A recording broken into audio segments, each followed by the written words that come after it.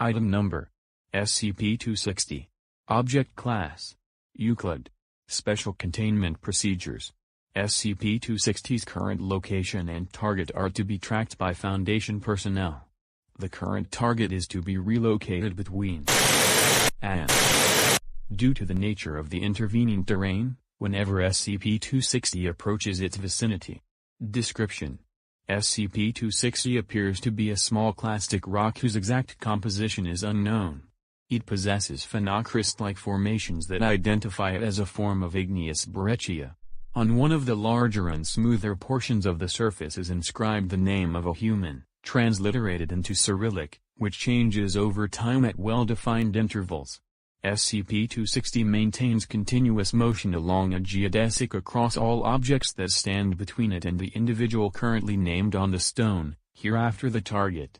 Its speed in a vacuum across a frictionless surface has been estimated at approximately 1.22 cm per second, but it usually moves much slower than this due to atmospheric and surface friction. An accurate estimate is impossible, as SCP-260 is known to stick to the surface of whatever object it is currently located on, preventing its deposition in pure vacuum. SCP-260 does not experience noticeable effects from erosion by the objects that it moves across. Tests have demonstrated that the stone possesses extremely high compressive and elastic strength, surpassing pressures exerted upon it by gunfire and tension presses.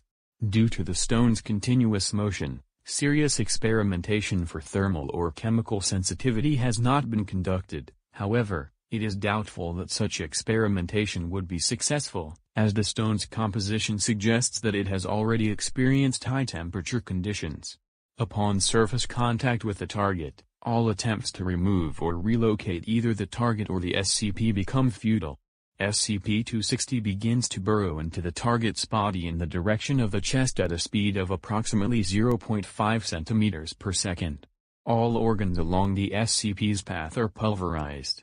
As soon as the target's vital signs cease, the stone immediately exits the body via the shortest route, whereupon the name of a new target appears on the same space as the previous name, and recommences motion. Typically, the new target is the person closest to the stone at the time at which it exits the body, but some variations have occurred. Consult the addendum for further information.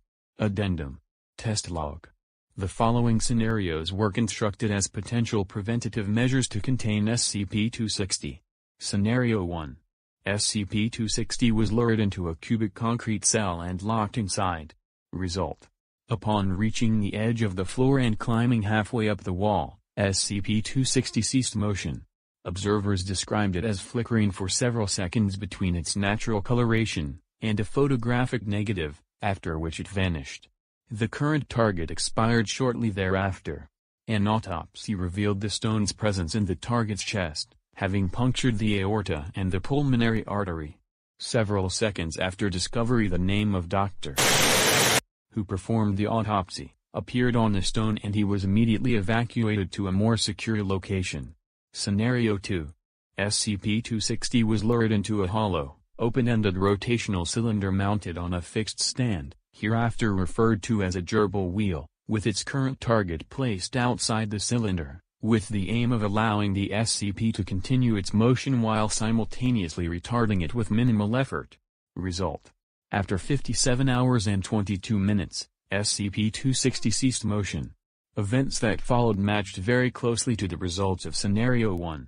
An autopsy was not performed, and observation of the corpse was ordered for the following 72 hours. Complaints about the deceased ensued. 9 hours into the observation, perforations were first observed in the corpse's chest, followed by the full emergence of SCP-260 over the following hour. After remaining still for 47 minutes, the SCP began moving towards one of the observers, who was moved to another room for continued study. Note 1. This appears to be normal behavior for the stone when it is not removed from target following death. Other experiments confirm that penetration of a wood coffin and 1.8 meters, 6 feet, of soil requires a little more than 72 hours. Note 2. Due to the failure of this method of containment, it is not recommended that SCP-260 be utilized as a power source. Scenario 3.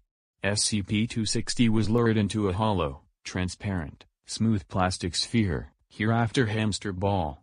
Result: while SCP-260 was prevented from climbing walls and deterred from teleportation, target motion allowed the SCP to negotiate around various obstacles and did not prevent it from beginning penetration once the hamster ball achieved physical contact with the target.